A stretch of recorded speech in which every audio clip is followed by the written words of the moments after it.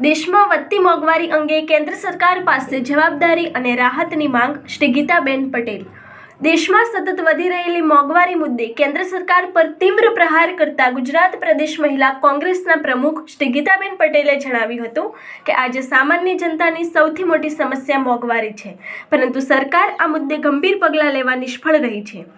દેશના પ્રધાનમંત્રી સતત મજબૂર હોય તે રીતે કાર્યરત હોય તેમ જણાય છે।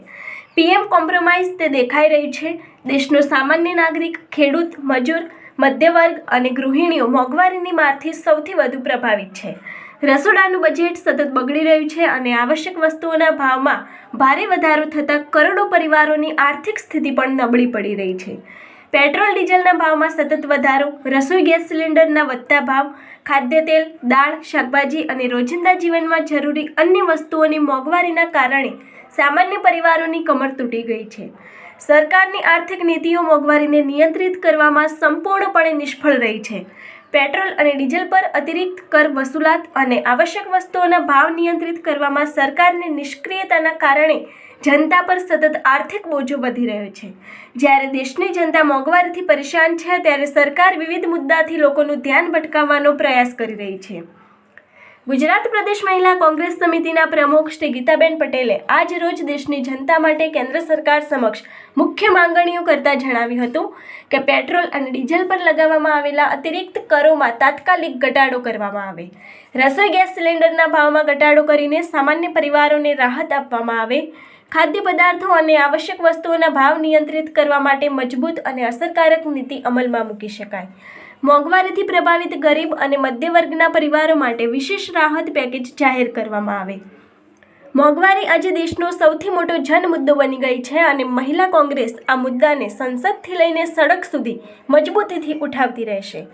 આજની પત્રકાર પરિષદમાં અમદાવાદ શહેર મહિલા કોંગ્રેસના પ્રમુખ શ્રી જીલ શાહ, પ્રદેશ મહિલા કોંગ્રેસ સમિતિના મહામંત્રી શ્રી હેતલબેન પંચાલ, શ્રી અજરાબેન કાદરી ખાસ ઉપસ્થિત રહ્યા હતા। ગીતાબેન પટેલ, પ્રમુખ, ગુજરાત પ્રદેશ મહિલા Congress. The PM will compromise આ વાક્યને લઈ અને આજે અમે લોકો બતાવવા માંગીએ છીએ પીએમએ શા માટે કોમ્પ્રો કરવું પડ્યું છે અમેરિકા સાથે, એ પ્રશ્ન દરેકના મનમાં છે અને એટલા માટે જ એવું છે કે મોદીજી અત્યારે ચૂપ કેમ છે।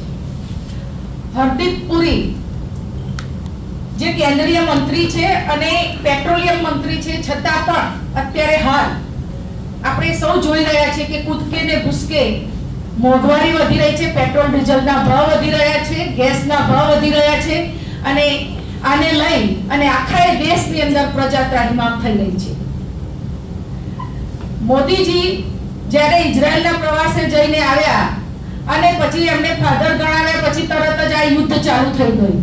આપણે સૌ જાણીએ છીએ કે અમેરિકા આગળ અત્યારે હાલ આપણા પ્રધાનમંત્રી મોદીજીએ ઘૂંટણ ટેકવી દીધા હોય એવી પરિસ્થિતિ થઈ ગઈ છે। એમણે સરેન્ડર કરી દીધું છે। બિલકુલ અમેરિકા આપણને ગુલામ બનાવીને જેમ ટ્રમ્પ કહે એમ મોદીજીને કરવું પડે છે। એનું કારણ શું? તો એનું કારણ અત્યારે હાલ આખા દેશમાં ચર્ચા ચાલી રહી છે એપ્સ્ટીન ફાઇલની। જેફરી એપ્સ્ટીન ફાઇલની અંદર જે નામ ખુલ્યા છે એ નામની અંદર આપણા કેન્દ્રીય મંત્રી હરદીપ પુરીનું પણ નામ છે, મોદી સાહેબનું પણ નામ છે, અનિલ અંબાણીનું પણ નામ છે। એટલે આવા તો હજુ ઘણાય નામ સસ્પેન્સ છે, કેટલાય લોકોના નામ ખુલવાના બાકી છે। અને આની અંદર એવું તો શું સસ્પેન્સ છે, એવું તો શું છુપાયેલું છે કે અત્યારે હાલ ટ્રમ્પ એમની આ નસ દબાવી રહ્યા છે અને એના કારણે ટ્રમ્પ કહે એમ મોદીજી ચાલતા હોય એવું લાગી રહ્યું છે। જે આ જેફરી એપ્સ્ટીન નામનો આ વ્યક્તિ એ એક માણસનું માંસ ખાતો હોય, એટલે માનવભક્ષી રાક્ષસ કહીએ તો પણ ચાલે એવી વિકૃત માનસિકતા વાળો જે નાબાલિગ બાળકીઓને બળાત્કાર કરી એમને ગર્ભવતી બનાવતો, લોકોને પીરસતો અને મારીને ખાવાનું કામ કરતો હોય એવા માનવભક્ષી માણસ સાથે મોદીજી જો ધર્મની વાતો કરતા હોય, હિન્દુત્વની વાતો કરતા હોય તો એમને એવી તો શું જરૂર પડી આની સાથે મિત્રતા કરવાની? શા માટે એમનું નામ એમાં આવ્યું છે? તો આ બધા જ કારણો, આ વાત એટલા માટે મારે કરવી પડી છે કે આ બધા જ કારણો આની ભજવી રહ્યા છે. અને અત્યારે હાલ આ યુદ્ધના કારણે હિન્દુસ્તાન પીસાઈ રહ્યું હોય એવો માહોલ સર્જાઈ ગયો છે. અત્યારે હાલ આપણા દેશની અંદર હમણાં જોયું કે રાંધણ ગેસના ભાવ એકદમ જ 60 રૂપિયાનો વધારો એક જ દિવસમાં કરવામાં આવ્યો. કોમર્શિયલ ગેસના ભાવ સિલિન્ડરના 115 રૂપિયા ભાવ વધારો કરવામાં આવ્યો. અને આ પરિસ્થિતિ જોતા આખા દેશની અંદર ખૂબ ગંભીર પરિસ્થિતિ અત્યારે થઈ ગઈ છે. કારણ શું? કારણ કે આની અસર સીધી ગૃહિણીઓ પર પડી છે. રાંધણ ગેસના ભાવ વધારાથી ગૃહિણીઓ તાળીમામ થઈ ગઈ છે. એમના ઘરનું બજેટ ખોરવાઈ ગયું છે. જે લોકો માંડ એમનું ઘર ચલાવતા હોય એમને અત્યારે 1100 રૂપિયા ભાવ વધારો આપવો પડે છે. જ્યારે 450 રૂપિયા ભાવ હતો ત્યારે એમના જ મંત્રી સ્મૃતિ ઈરાની માથે બાટલો લઈને ફરતા હતા અને કહેતા હતા કે ભાવ ઘટાડો. અત્યારે એ લોકો ક્યાં ગયા? આખા દેશની અંદર આની ગુમરાણ ચાલી રહી છે. ગેસ સિલિન્ડરના ભાવ તો વધાર્યા પણ સાથે સાથે કોમર્શિયલ ભાવ વધવાના કારણે રેસ્ટોરન્ટ અને નાના ખાણીપીણીના બજારો, માર્કેટો અને નાના માણસોના ધંધા ઉપર આની ખૂબ અસર પડી રહી છે. ભાવ વધારા કરે તો ઠીક, પણ એની પાછળ નિયંત્રણ પણ લાવી દીધું છે. પહેલા 20 દિવસે બાટલો નોંધાવવાનો સમયગાળો હતો, એનો અત્યારે 25 દિવસ કરી દીધો આ લોકોએ.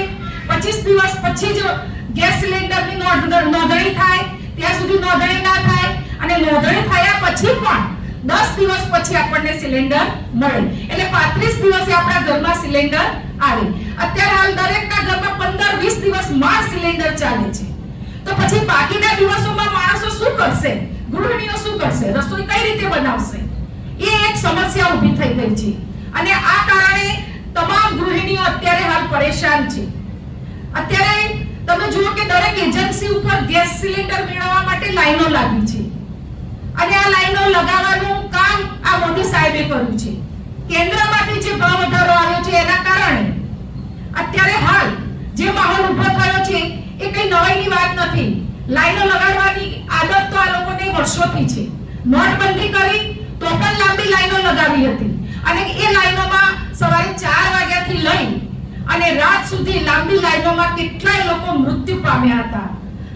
એના પછી કોરોના કાળ આવ્યો તો ઓક્સિજનના સિલિન્ડર માટે અને હોસ્પિટલોની અંદર સેવા લેવા માટે હોસ્પિટલોની અંદર જ્યારે બેડ નતા મળતા, ઓક્સિજન નતું મળતું, ત્યારે પણ લાઈનો લાગી હતી અને હજારોની લાઈનો 5-5 કિલોમીટર સુધી સિવિલ હોસ્પિટલની બહાર લાઈનો લગાવવામાં આવી હતી.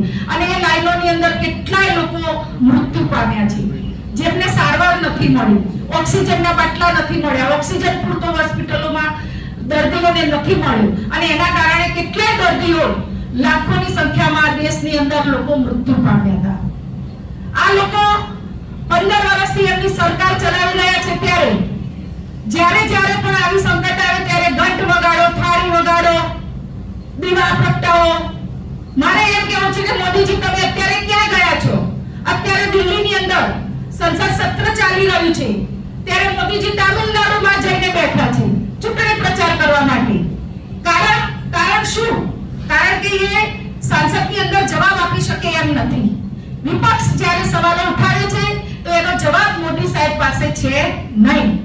માટે એ અત્યારે હાલ સત્ર છોડીને બહાર ચાલ્યા ગયા છે. આપણે જોઈએ છીએ કે ભૂતકાળમાં જ્યારે મોદી સાહેબે એક ભાષણ આપ્યું હતું એમાં કહ્યું હતું કે ગટરની અંદર પાઇપલાઇન લગાવવાથી ગેસ આવે છે અને હું ચાના થેલા ઉપર કે ચાની કીટલી ઉપર એના સ્ટવ સાથે આ પાઇપલાઇન લગાવીને ચા બનાવતો. અને ભાઈ અત્યારે હાલ એ ફોર્મ્યુલા તમારી ક્યાં ગઈ? એ ફોર્મ્યુલાની વાતો કરતા હતા મોદી સાહેબ કે આ તો બહુ કોમન અને એકદમ ઈઝી ફોર્મ્યુલા છે, એકદમ સહેલી ફોર્મ્યુલા છે. આનાથી ગેસ ઉત્પન્ન થાય ગટરમાંથી, એ ગેસનો આપણે રાંધણ ગેસ તરીકે ઉપયોગ કરી શકીએ. મારે અત્યારે કેવું છે મોદીજી પાછા આવો, તામિલનાડુમાંથી અહીંયા આવો અને એ ફોર્મ્યુલાની અત્યારે પ્રજાને જરૂર છે.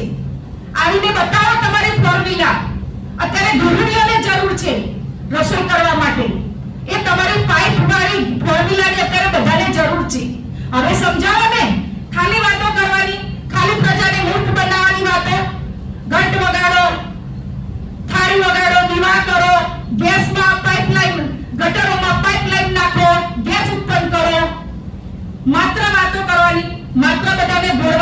માત્ર ઉલ્લુ બનાવવાની વાતો.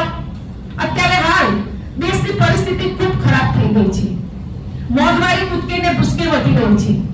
ગેસ સિલિન્ડર, કોમર્શિયલ સિલિન્ડર અને મોંઘવારી ખૂબ ઉપર જઈ રહી છે.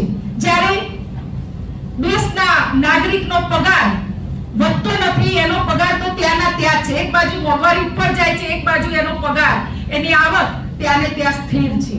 એના કારણે અસમતુલા સર્જાય છે અને દેશની અંદર ગરીબી, બેકારી અને બેરોજગારીનું પ્રમાણ વધવા લાગ્યું છે. આ બધા જ મુદ્દાઓને લઈ અને આજે મહિલા કોંગ્રેસે આ પ્રેસ કોન્ફરન્સ કરી છે અને એના દ્વારા મારે આજે આપ મીડિયાના મિત્રો દ્વારા કેન્દ્ર પાસે અમારી માંગણી છે કે જેમ બને એમ ઝડપથી પેટ્રોલ અને ડીઝલના ભાવ ઉપર નિયંત્રણ લાવવામાં આવે. પેટ્રોલ ડીઝલ ઉપર જે ટેક્સ નાખવામાં આવે છે, જે કર નાખવામાં આવે છે, એને ઓછો કરવામાં આવે અને પેટ્રોલ ડીઝલના ભાવ તાત્કાલિક ધોરણે નિયંત્રિત કરવામાં આવે અને ઓછા કરવામાં આવે. રસોઈ ગેસ સિલિન્ડરનો જે ભાવ વધારો કર્યો છે એને પાછો ખેંચવામાં આવે. કોમર્શિયલ ગેસ સિલિન્ડર ઉપર જે ભાવ વધારો કર્યો છે એને પણ પાછો ખેંચવામાં આવે. અને ખાદ્ય પદાર્થ, શાકભાજી, અનાજ, કઠોળ, તમામ ખાદ્ય પદાર્થો ઉપર અને ચીજ વસ્તુઓ, ભરેલી ચીજ વસ્તુઓ ઉપર જે ભાવ વધ્યા છે એ ભાવ પણ નિયંત્રિત કરવામાં આવે. આ અમારી માંગણી છે અને આ બધી માંગણીઓ લઈ અને આજે મહિલા કોંગ્રેસે પ્રેસ દ્વારા, આ મીડિયા દ્વારા કેન્દ્રને અને રાજ્ય સરકારને પણ અમે કહેવા માંગીએ છીએ કે જો તાત્કાલિક ધોરણે આ ભાવ વધારો પાછો ખેંચવામાં નહીં આવે, આ ભાવ ઉપર નિયંત્રણ કરવામાં નહીં આવે, આ જે મોંઘવારી વધી છે એને ઘટાડવામાં નહીં આવે તો અમે સડકથી લઈ અને સંસદ સુધી આંદોલન કરવા માટે મજબૂર બનીશું. અને આવનારા સમયની અંદર મહિલા કોંગ્રેસ દ્વારા આના દેખાવો અને પ્રદર્શનો ચાલુ રહેશે અને આનું આંદોલન સંસદ સુધી લઈ જવાની તૈયારી સાથે મહિલા કોંગ્રેસ આજે મેદાનમાં આવી છે. આપ સૌને મારી નમ્ર વિનંતી કે આ અમારી પ્રેસ દ્વારા જે મેસેજ આપ્યો છે એ આપ કેન્દ્ર અને રાજ્યની સરકાર સુધી પહોંચાડો તેવી મારી વિનંતી. Thank you.